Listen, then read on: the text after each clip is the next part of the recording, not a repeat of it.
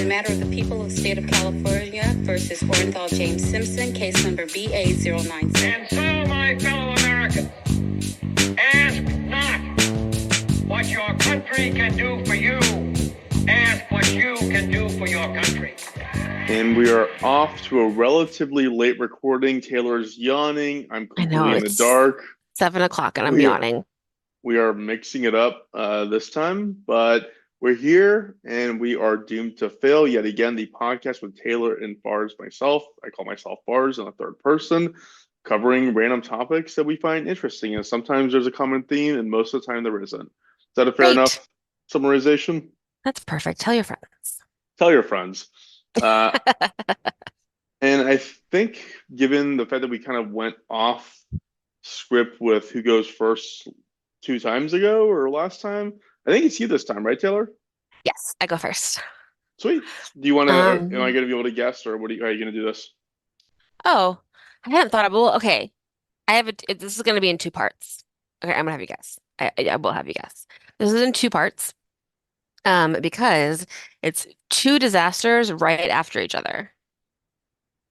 Hiroshima and Nagasaki. No, but we should do that sometime. No, it's in the same place, and one thing is because of tectonic plates shifting, and the other thing is just like the aftermath. San Francisco. Yes. Thank you. I guess that was easy. Okay. So because this is such a long story and so much happened in the with the earthquake and then the fire, I'm going to do it in 2 parts. So I'm going to start with the earthquake and a little bit of the history of San Francisco and California. But you know what this reminded me of that I just think is like so freaking funny. You know that song, the song "We Built This City" Yeah. on rock and roll. So there's a GQ article called "An Oral History of We Built This City, the Worst Song of All Time," and it's so funny. I will link to it. But it's like the people who made it are like, everyone shut up. I can't believe it's still on the radio. Like, we're really excited because we made a lot of money, but like, oh my God, we're so embarrassed. And then like one guy's like, that was the best song on that album. How can it be the worst song ever? And then like it's just everyone's mad. Like everyone was like fighting when they're making it. The guy who does the DJ part, where he's like, the city that never sleeps, the city that rocks. He is so embarrassed. He did one take and then threw his headphones and he was like, fuck you guys. Like everyone was just so mad, and it's a really hilarious read. So I will link to that. I love when bands like hate each other. Like the Oasis brothers, the fact that they like literally get into like fist fights every time they record is like the funniest thing to me. Totally. That's like, I feel like that's the only San Francisco song I know, but that was just so funny. And lest anyone think that I think California is perfect and has no blemishes upon her history, I'm going to talk a little bit about how California became a state, and how it grew, and then address the historical precedent of the Supreme Court case, the United States versus Wong Kim Ark, and then we'll talk about what was happening right up into the earthquake in 1906. Cool. Wait, so is this a 2-part series? Yeah. Oh, okay, cool. All right. Yeah, and then we'll do the fire next week. Sweet. When you said it's in 2 parts, I thought you meant the way I do it with like Act 1, Act 2. But no, like literally two. Okay, I meant literally two times. Mini-series. Yeah, it's a mini-series. So have you been to San Francisco? Yeah, I've been a few times. Yeah. I've never really been. I went to Oakland a month ago, but I don't think I've ever like stepped foot in San Francisco. I've been to like the airport, The only time, no, I've only had my car broken in twice. Once was in college, and the other time was when we were working at our last company together, and they told me I had to go to San Francisco for some conference, and I parked across from like the major park. I forget what it's called, but my car got broken into. It was awful. Oh, I'm sorry. You drove there? It's a long drive. Well, it was from LA. Yeah, I know, but still. Yeah, it's right. Yeah. Okay. Yeah, because California is huge. I know you didn't drive from Texas. Jesus, that would take you like 7 days. That'd be terrible. No, don't do that. So before the arrival of the Europeans, San Francisco area was home of the Ohlone tribe. They lived there for thousands of years. They had, many different languages, different little groups, and they were mostly hunter-gatherers, but they did have some a little bit of like gar like small gardens. They didn't have like huge fields, but they had like a little bit of agriculture. So they lived there, for thousands of years until Europeans came. In and the people that came to that part of California were the Spanish, because that was part of the Spanish colonies on the United States. And in 1776, the Spanish explorers established a mission called, I apologize right now to my in-laws and every Hispanic person when I say this, it's the Presidio of San Francisco, wait, and the Mission of San Francisco de Asís, known as Mission Dolores. So maybe that wasn't that too bad. But Mission Dolores is what it was called. So it was like a local mission, and it was meant to um, convert the Olones into Christians, of course. That was their goal. Love it. Um, yeah, Let's make everybody Christian. why not? So Mexico gained control of California, the state, like our area, in 1821, once after it won independence from Spain, which we've talked about. So Mexico becomes its own country. California is part of that country of Mexico. Um, and what they would Wait, hold on. do, California was part of Mexico? yeah, it was like all like California was part of Mexico and like that part of Texas, like then enter the Mexican American War in 1846 to 1848, where the United States like took over Canada and then like later got Wait, Texas after. Canada? Not Canada, I'm so sorry, California. Jesus Okay. Christ. We're people, Do you we're see how not do you see my, historians. my do you see how pink my face is? I feel like I got sunburnt doing our cookie You're flushed, and I felt like it thing. was like you might be drinking something. I'm not. I'm drinking tea, but I think I got a little sunburn today. Um, selling cookies outside the Walmart, so I just feel a little pink. I That'll guess do it's it. cute. It's cute, and I have the Zoom glow on. It's So like, yeah, blush on. I think that's yeah, what women call it. yeah, it is. Great job. Thank you. So okay, I meant to say California. So now California is now part of the United States.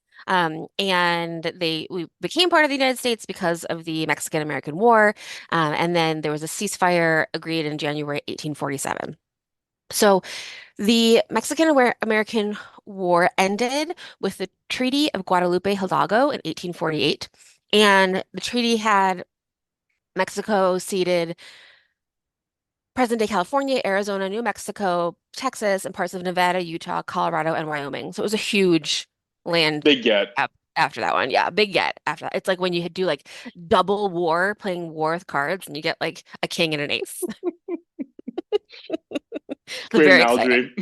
Um, and so that's happening and they're trying to figure out what like how to do it. Like you can't just like it doesn't happen overnight. They're trying to figure out the different treaties. And in the meantime, so that treaty was signed in 1848. So possibly right before it was signed or possibly right after it was signed, there was gold found in a place called Sutter's Mill in the Sierra Nevada foothills near Coloma, California, that where it is now.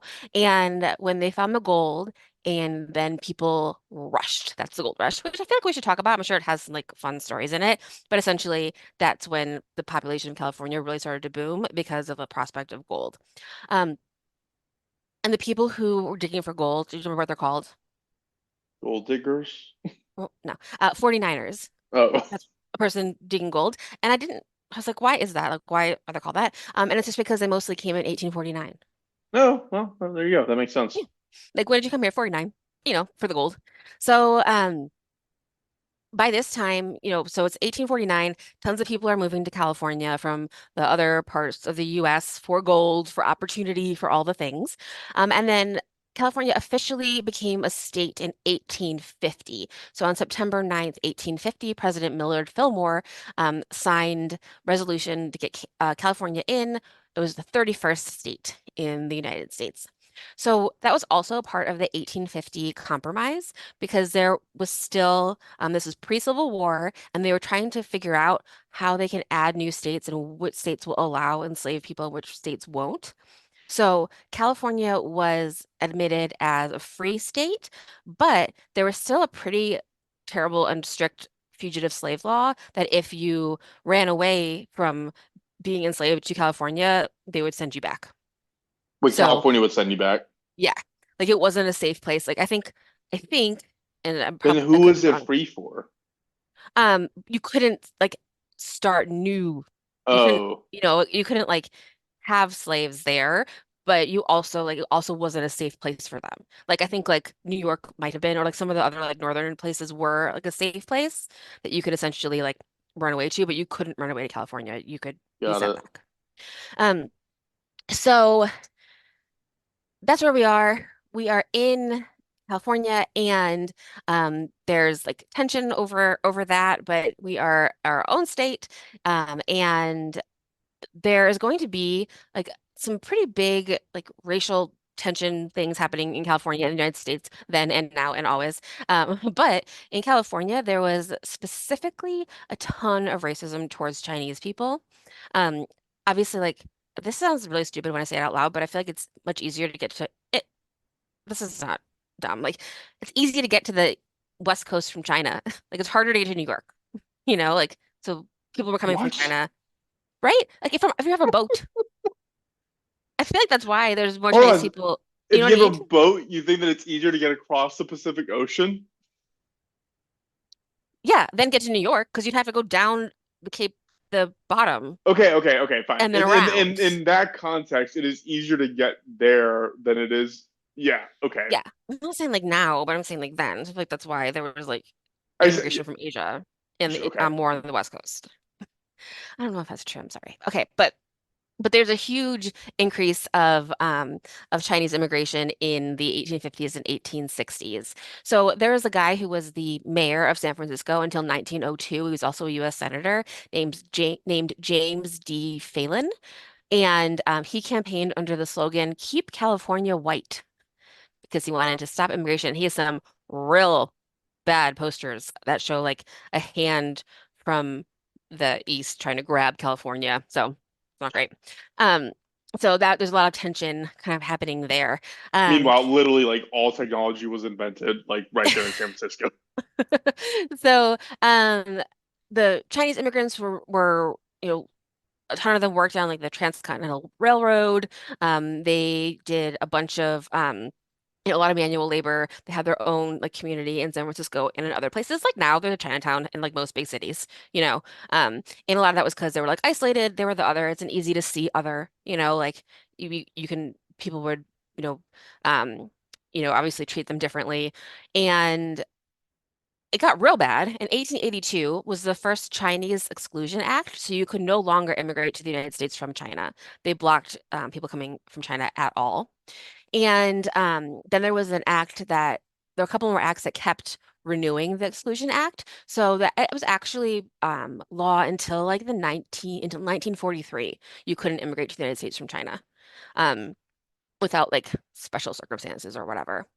Um, and oh my gosh, did you take a citizenship law class when you were in law school? No, I took. I mean, I'm a naturalized. I was naturalized, so I have done Yeah, the process. it's confusing as shit reading this Wikipedia page about it. So please Wait, chime which in. what's confusing about it? Well, like there's just The like a lot. test?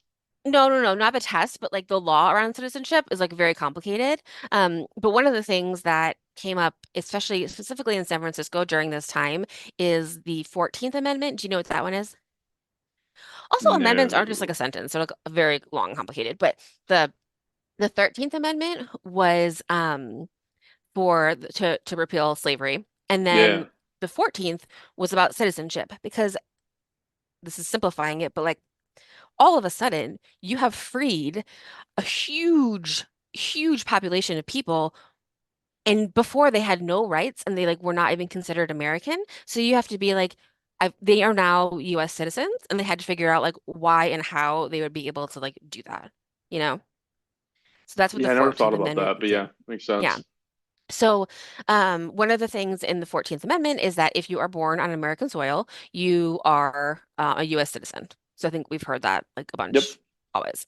So, there is a man named Wong Kim Ark, and he is born around 1873 in San Francisco. His parents are Wong Si-ping and Li Wei. They immigrated from China, but they weren't US citizens. But they lived in San Francisco. They had a business, and they were like, it was before the Chinese Exclusion Act, so they were able to live in California and have their business and like, contribute to the community, all the things like they lived there. But then they decided to move back to China. So his parents moved back to China, and Wong would visit them, and he visited them a couple times. He actually got married to a woman in China, and they had a couple kids, but he couldn't bring them to the United States because of the Chinese Exclusion Act. So he would visit them and was trying to figure out how to get them into the United States. So November 1894, Wong goes to China to visit his family, and he stays there for about a year, and he comes back in August 1895. And he's a U.S. citizen. He has a U.S. passport. He's, was born here, all the things. And they were like, nah. They decided that they didn't want to let him back in. And they kept him, this is like, sounds fucking terrible, on a boat in like the San Francisco port for 5 months, like while they were trying to figure out what to do with him. Was that would have been federal, right? Like I think so. Well, it was like a state thing first and ended up going to the Supreme Court, the US Supreme Court, that's wild. to figure out like what to do. And he was ended up being allowed to stay. And it is the law of Jus soli, Jussoli, which means right of the soil, which is like what they ended up putting in the ended up like clarifying in the 14th Amendment meant if you're born on U.S. soil, you are a U.S. citizen. They were asked to the question that the Supreme Court was essentially asked is this is a quote, kind of long, but whether a child born in the United States of parents of Chinese descent, who at time of his birth are subjects to the Emperor of China, but have a permanent domicile and residence in the United States, and are there carrying on business and are not employed in any diplomatic or official capacity under the Emperor of China, becomes at the time of his birth a citizen of the United States. And so they voted that that was yes, and he was allowed to stay. And eventually he did get his family involved. His son fought in World War II. So they ended up, staying in America. But that was like a big case to kind of clarify one of the points of the 14th Amendment. You know what's interesting is when I took my American citizenship, they told me to like renounce quote unquote my Iranian citizenship, but I Hmm. had no Iranian, like there was no legal document to that because in Iran it's not like that concept you just articulated, which is like you're born here because I wasn't born in Hmm. Iran. Because to them, like my blood is Iranian, 'cause my parents are Iranian, so like they don't Yes. give a shit what citizenship paper I have. It's like Hmm. you are blood Iranian. So like they don't. I mean that's literally why I don't go back and why I'll never go back is because they could like, oh, this is your American passport. Go fuck yourself. Like Yeah, doesn't really t- matter. totally. And I think I was trying to understand it like very quickly, but there are like other things that are like that. Like, some countries are like you are the citizenship of like your parents' blood, like Yeah, you're not, it's not because you're here, that kind of yeah. thing. America's actually like weirdly lax about that compared to like other places. Yeah, I didn't never thought about it, like what it means other places. The only thing I ever thought about is like if you're born somewhere else, you can't be president. I don't know, Yeah, like, you know, yeah. That was drilled into me when I was young. I was like, I'm gonna be president one day. I was just like a bushy-tailed little fars, and yeah, it's not gonna well, happen. well, when one of my kids becomes president, either one, I think could do it. I'm gonna give ghost tours of the White House, so you're welcome to join me if you'd like. They're gonna be at night, and it's gonna be really fun, and the Secret Service is gonna hate They it. they they they have my vote, whichever one runs. Thank you. Thank you. They'll be great. But yeah, so that's what's happening. There's like a lot of racial tension in California. In San Francisco, the city is very divided on like different like class areas. But let's talk a little bit about San Francisco, which is where we know the earthquakes are, obviously. I Of feel like course. everyone knows that. Um, what I didn't know is that a lot of San Francisco, at least like the Mission area and like some other areas are built like on piles of trash because people would like literally get so excited to come to California for gold that they would like drive their boat into the beach and just leave it, and then they'd go. And then so there was like trash and like buildings and stuff, and they were just kind of like piled up over, many years. And then they built a lot of the city on top of that trash pile, which like they do. Like there's like fill land in like New York City, like where they extend the shoreline to be able to build on top of it. But like a lot of San Francisco like wasn't even built on bedrock. So it was definitely like not a super safe thing to do in a place Yeah, that has earthquakes. when we were living in LA, didn't they have, was there a story in San Francisco about this like luxury condo high rise, like multi-million dollar condos, and it was like leaning, and so like everybody had to like evacuate or something. Do you remember this? I don't remember, but I believe that. Yeah. Yeah, it was something about how like it was It was not built on bedrock because of that, and Hmm. it went into okay. Anyways, Yeah, no, this all sounds exactly. familiar. Yeah, so like that's not safe. You should get a stick and put it in your yard and make sure that you hit bedrock before you go to sleep tonight, just so you know that you're safe. Yes, listeners in San Francisco, just get out of your condo, go down the Everybody, 70 everybody should do it. stories. Um, but San Francisco, because of the gold rush, because of all these things, it is now 1906. It is the biggest city west of St. Louis. There are 400,000 people living in San Francisco in 1906. It is April, specifically 1906, and it has been very dry, of course. Like that's kind of what you need to have a disaster like a fire. And a lot of the buildings are made of wood. San Francisco really hadn't had like a huge devastating fire. So places like Chicago, when that was in the 1870s, like they've already rebuilt and rebuilt better. But San Francisco didn't really have that. And when they did have things like there were mini earthquakes and like fires and all the things that happened. But when those things happened, they would pass new laws that were like, now we have to build buildings better. But they never retroactively went back and changed the older buildings. Yeah, You know, I mean, because I mean that's fair. It sounds like a lot of work. Like no one wants to do it, but it made it, the tinderbox that it ended up being during this right. time. It's also, and this is also another thing that I feel is stupid that I didn't think about, but like, duh, San Francisco has a bunch of hills because of the tectonic plates. Like, I get it now. Like that, I don't know. I never thought like the hilliness of it is because of like the earthquakes that have been in San Francisco for But is it ha all what time. is it? What is it? The fact that there's several that converge there, like what? It's just the biggest one. So the San Andreas Fault is the one that like goes up California, as we know, and it is the Pacific and the North American plates. And the way that they are next to each other, so like we learned this in the volcano series that like this is the visual portion. So I have two plates. If I go down with one and up with the other, then I can create like a volcano and like mountain ranges like the Himalayas, Right. because then I'm going like making these huge cracks in the earth and like that's huge. Or I can have two tectonic plates that rub against each other. Like I think I said this before, but this was the example that stuck with me in a book that I read about volcanoes is it's like when you are parallel parking and you hit the curb and you're like next to the curb and it kind of squeaks, you Yeah, know? yeah, That's what the San Andreas fault is. So it is just those two kind of pushing against each other. So it kind of like rumbles. It's not going to make Himalayas anytime soon, but it is going to make like little hills because it like, does all the rumbling and like kind of yeah, it's yeah. kind of smushing against each other. Makes sense. I think. I'm sorry, Well, no, geologists. the reason I bring it up is because it's like obvious, like San Francisco is the scariest part of the world, I think, when it comes to earthquakes or the assumption of Mm-hmm. what's going to happen in San Francisco. Mm-hmm. But it's like, why is it so? Because there's a, they're everywhere, but it sounds like it's because it's like you said, it's the biggest one, and probably one thing I heard is that the pressure there has been building up for a lot longer than anywhere else and hasn't been Mm. actually really released yet. And so Mm-hmm. that's probably one of the other reasons why it's the scariest because when it does release, it's going to release a shit ton of energy. Totally. Absolutely. Yeah.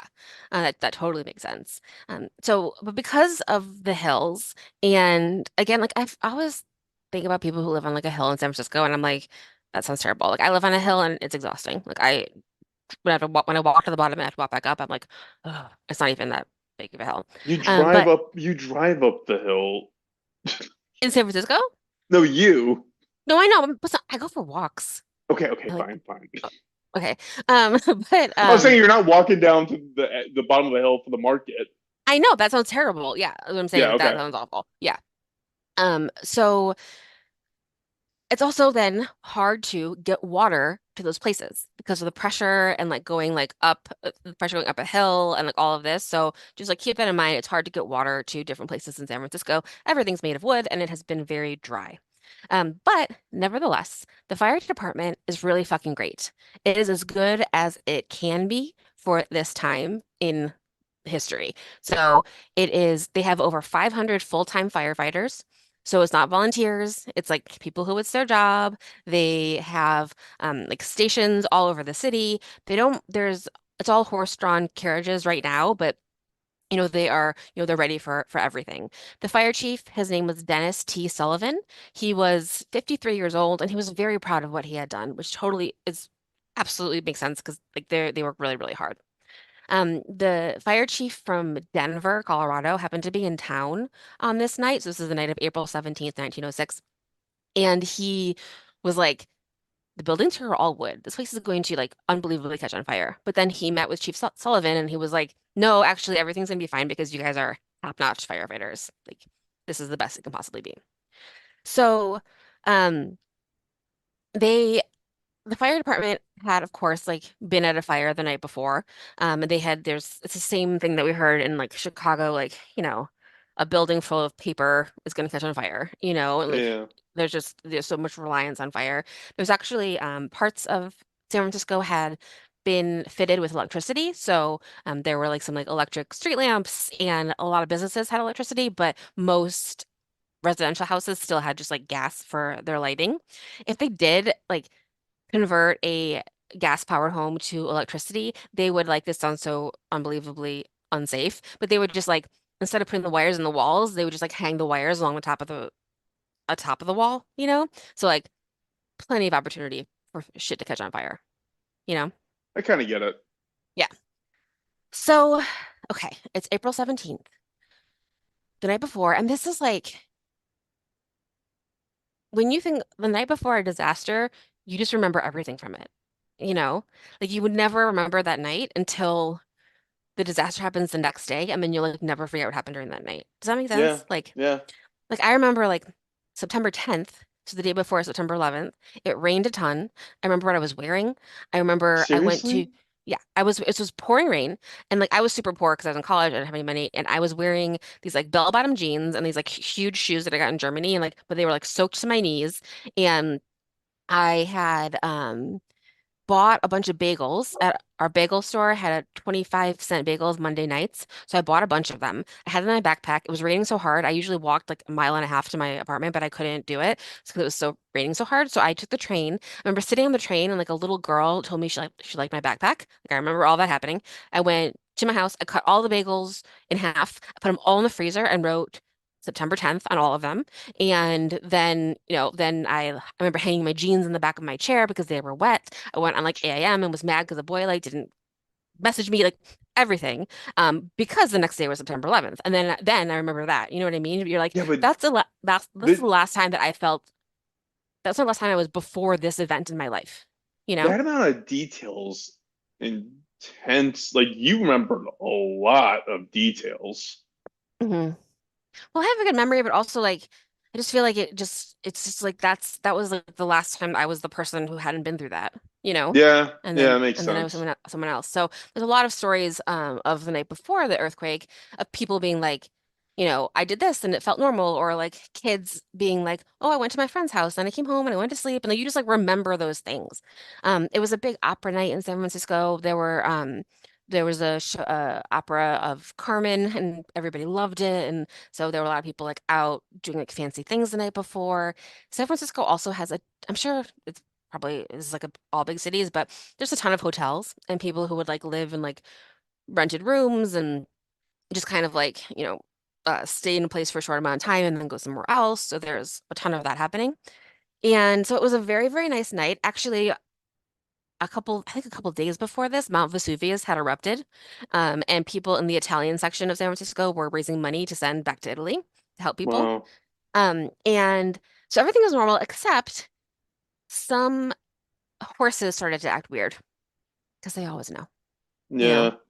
So people were like, especially like in the middle of the night, people were like, I don't know, my horse is like kind of going crazy and I don't really know why.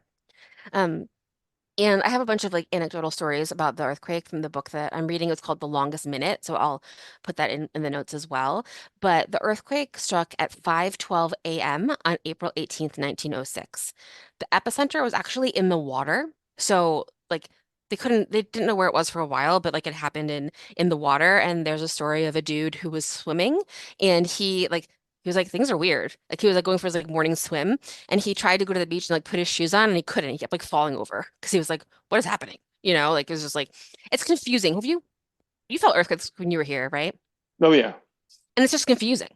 You're It's like, very confusing. Your what's equilibrium happening? is off in a way that your brain cannot comprehend. Also, what a fucking psychopath. Like, can you imagine waking up in the morning at 5 o'clock in the morning, going to an empty beach and swimming into the middle of the like, what a I know, lunatic that guy is. 100%. We were just talking last night, like my husband wants like an ice plunge, and I'm like, you're an insane person. Um, but yeah, so Those that are guy was fun. I do support this. So I did it consecutively for 3 days, and then I realized I'm like I'm not strong enough to keep doing this.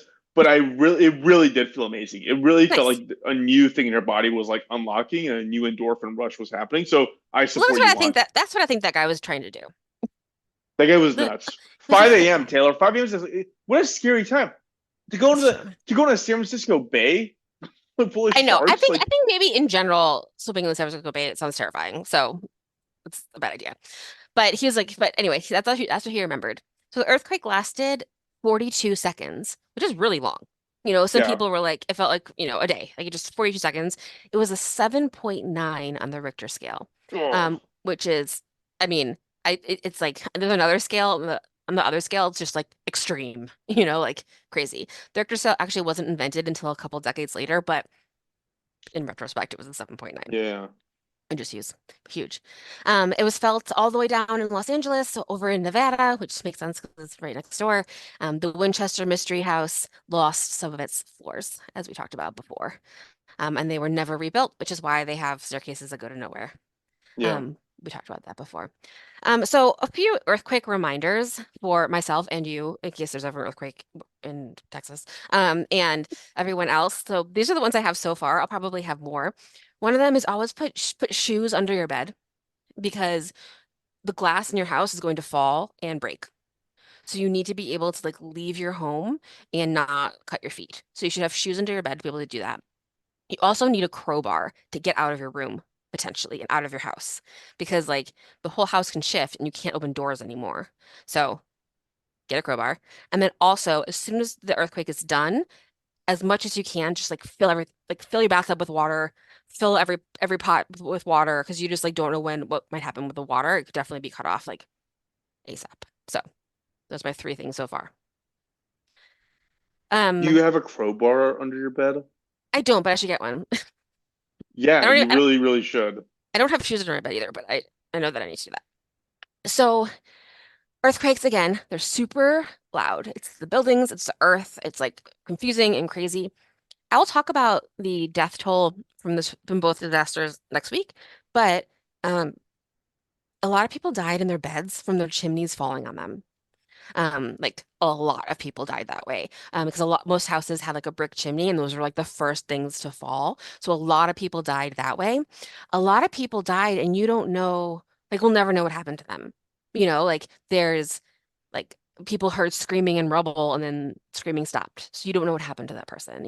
So many people who just like probably woke up and were like everything shaking, what's going on, and then they were dead or they were trapped for days, and like we'll never know. Like it's like really like horrible things. And a lot of the people who were in like hotels, some of them were like just in town for something, and no one knew who they were. So there were just like a lot of like unaccounted for like dead bodies and things like that people were just like you didn't have to like identification, all of that happened too. So a lot of people, a ton of people died in the initial earthquake itself. Um, one of the stories that I heard is just so fucking terrible. So a couple people got caught in Murphy beds, those beds that like go Oh down and up. God. And so like some of them died and some of them were, the friend, like they would be visiting someone, be in the Murphy bed and then be like, the friends would be like, oh my God, we have to go check on our guests, and like they would get them out and they were like nearly suffocating. The one story that I heard that's absolutely the worst is a man and his wife, they're both in their 60s. And as soon as the earthquake started, the man sat up and then the Murphy bed closed and broke his neck. Oh my And God. the and when the people who lived in the house went to go see them, they found them. The wife was alive and like almost suffocated. That's horrific. That's like Isn't that being terrible? raked into a wall. Ugh, Like, just like so terrible. So a lot of people died that way. And then also this actually kind of reminded me of the Kansas City Hyatt that you talked about because the some of the hotels like all of a sudden the fourth floor would be like on the first floor. You know what I mean? Like it yeah. just like pancaked the floors below it. And so people were drowning in the rubble. Oh that yeah. happened there, because like then like the water mains were breaking, and so some people drowned, some people were crushed. You don't really know, some people like burned right away, but you'd hear screaming, or there's someone would yell like there's three people here trapped, and then they were just like you just never heard from them again, like they died there together somehow. Um, so it is still really early in the morning. And one thing that happens right away, so the fire chief, Chief Sullivan, he had been in a big fire the night before. And when he came home, he didn't want to wake up his wife. So he slept on the couch, like in another room. So when the earthquake happened, he got off the couch and went to go into the bedroom to see if his wife was okay. And when he opened the door, he didn't realize that there was no floor in the bedroom because the building next door had collapsed into the bedroom. So he did one step and he fell several stories down and he was caught. And when they found him, he was still alive, but he was like um getting like pummeled with like hot water from like a pipe. So he was like getting those burns from the water, and they got him out. And then they were like, he was like, you have to find my wife, you have to find my wife. And they found her and she was okay. Her bed had fallen 2 stories and she was just like wrapped in her bed and So actually crazy. ended up being fine, which is crazy. So now people are like, what do we, what are like, people are trying to like figure out what to do. Everyone's standing outside and now it's quiet. People are just like confused. A lot of people are like, in different states of undress because they were sleeping. So Yeah. some people like they only have like a nightgown, and some people like only have like one or two things, and they're trying to find their children. So there's people like crying and trying looking around, and people are like sitting in the park together, but they're all like just everybody's just confused. Um, there's like rubble everywhere, and then almost immediately that's when the fires start because of all sorts of different reasons. So we will talk about the fire that actually destroyed most of San Francisco um, next time. Doug, can I tell you that so do you remember you had a friend who had a friend who had an apartment that he was subleasing in Los Feliz, and we had Hmm. never met before, but we knew we were Hmm. going to start work at the same time together. Hmm. And so I was like, I don't know where to live. You were going to Airbnb a place, but you introduced me to this guy, and I ended Hmm. up subleasing his apartment. And Hmm. that was the first time I experienced an earthquake where I don't even remember what time it was, but it was early. I think it was like 2, 3 o'clock in the morning or something like along Hmm. those lines. And I just remember like the bed shaking and kind of moving, quivering towards the center of the room, and you wake up and you're like, your brain can't even process what's Yeah. happening. Do you Yeah. remember that earthquake? That would have been in 2013. Do you remember that one? You I were you remember were in an Airbnb. it happened I was planning to be the for the first month. It was during that month. I think it was probably during that month, like I February, don't March. remember. I don't remember. I remember one in LA where like Juan and I were watching TV and like we just like looked at each other and we were like, what's happening? Because it's just like loud and confusing. I felt a couple like little ones here out in Joshua Tree, but yeah, but it's confusing. And a lot of people in San Francisco, like some people went back to bed, because they like kind of woke them up or whatever, and they were confused. And if their house wasn't literally falling on them, they just like Yeah, like kind of that's slept the through thing. it. Like earthquakes have like a weirdly scary effect to me because okay, like I lived in Florida, lived in Texas. Like Hmm. I've been through hurricane season and through tornadoes, but earthquakes like so. Super surreal. Like so another like memory that someone had from San Francisco is like, you're watching the road roll like a wave, you know? Like you're like that's not supposed to happen. But that's you the thing, like know it's the fact that it can happen anytime. There's like no warnings ever, no matter how advanced hmm science gets. There's never going to be warnings for it. It's just okay. So like hurricane season in Miami, I was like, you knew a hurricane was coming in, and you could like decide for yourself like how big of a deal is this? Am I going to evacuate? Am I hmm not? Tornadoes, they're not really that horrible anyways, and if they are, you just go into the bathroom and whatever. Like an earthquake can like bring down the entire building on your head, and I don't know, it's just so scary. Like one of the when I left California, I actually had a tangible thought like I at least I don't have to think about that anymore because they always Totally. told us in LA they always told us remember this like The big one's coming. The big one's coming in Oh yeah, there are those signs. So I have like a first aid kit that like has a bunch of stuff in it, and like we're supposed to have a lot of extra water and like things like that. shoes and crowbars, remember? Yeah, because it's also gonna cut you off from like everything. And so like in San Francisco, immediately after it happened, all communication was cut off because all of the like lines broke. So Man, that's going to be Taylor, a problem coming up in the fire because they can't tell everybody. you should have like all your identification like photocopied in like the cars and everything else, and like have jugs of water everywhere. And I don't know, like Hmm. it's scary. I mean, you're less at risk in Joshua Tree than in San Francisco, obviously, but still, Yeah, and I feel like, but yeah, like if you, the idea of a building falling down is so scary, you it's know? so Like if you're scary. like in those things and like that, it also, okay, so it also, because some of the buildings that have been destroyed in San Francisco during this earthquake are ones that were earthquake proof, you know? And you're like, that's not a fucking thing, dude, you know? So like one No. of the nicest hotel in town was the Palace Hotel at this time, and there were people. It did not collapse, and so like there were a lot of rich people in the lobby, like eating rolls and drinking coffee and being like, "What do we do?" Like trying to figure it out. But I remember when I worked at a hedge fund in New York, I was on the 37th floor of a building, and we would have, I'm sure I told you this before, but we would have like a fire drill like once a quarter with the fire people, and they'd be like, "Okay, if there's a fire, you go to the 34th floor because that one's fireproof." And I was like, "You go fuck yourself. I'm going outside."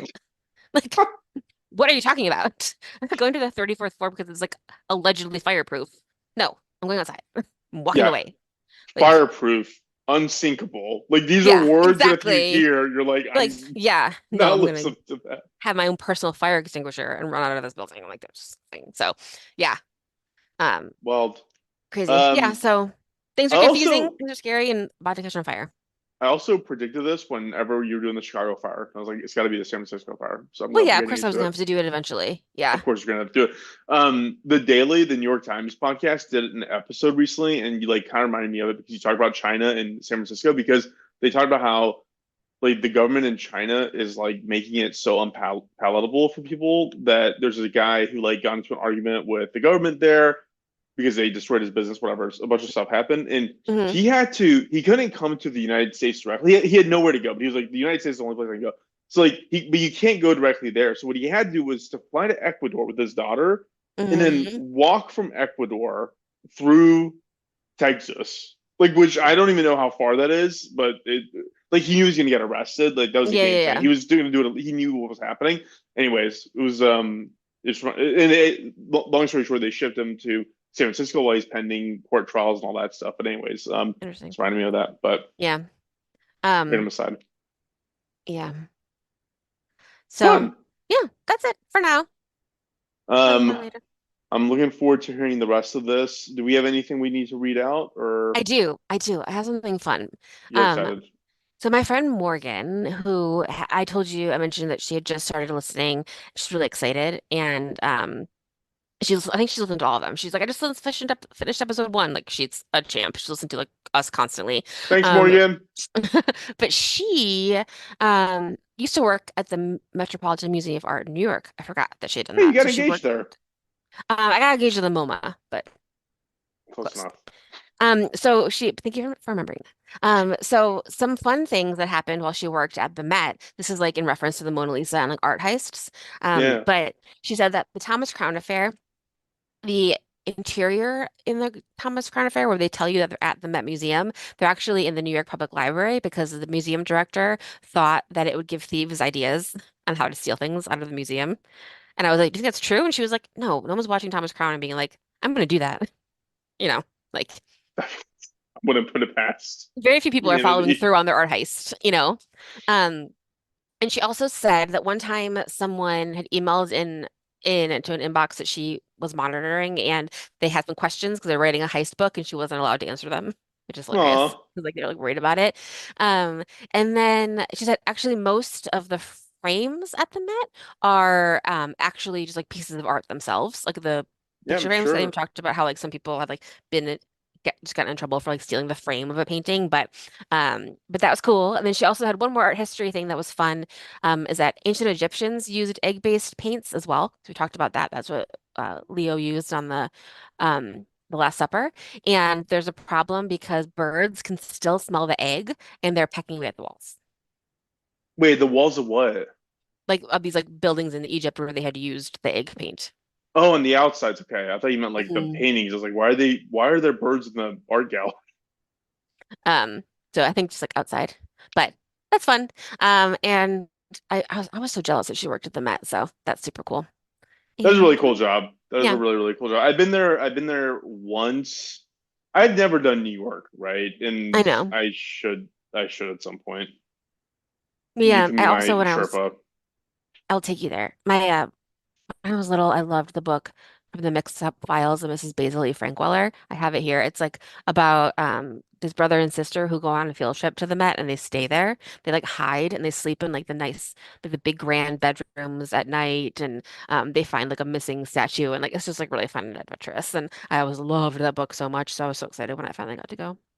We did that when we were kids. When we are kids, like I guess yeah, it would have been elementary schools in Dallas.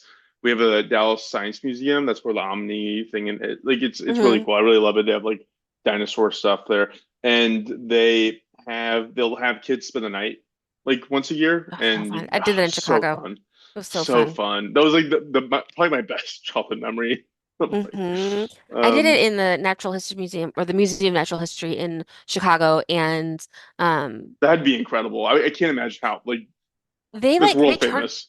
they turned off the lights and gave us flashlights and let us just go play.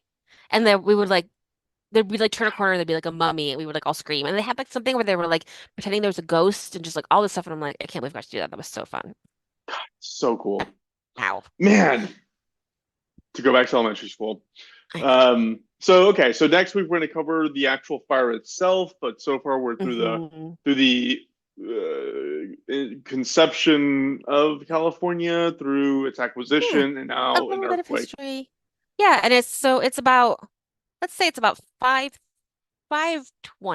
So it's been AM on April 18th, 1906. You're outside, the earthquake just happened. You've been sitting outside for like 5 minutes. You're super confused. And then you start to see smoke. You're in your nightgown, wearing You're your in your like nightie. you're in your nightie, wearing like that Nana hat that's like big and Hmm. cone like in the old days.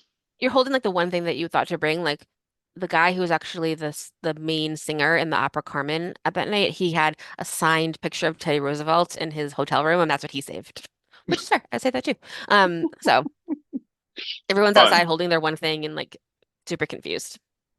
Well, join us next week when we cover the actual fire of San Francisco. So Cool. looking forward to it. Sweet Teller, well, go ahead and cut us off, and I'll see you in 20 minutes /3 days.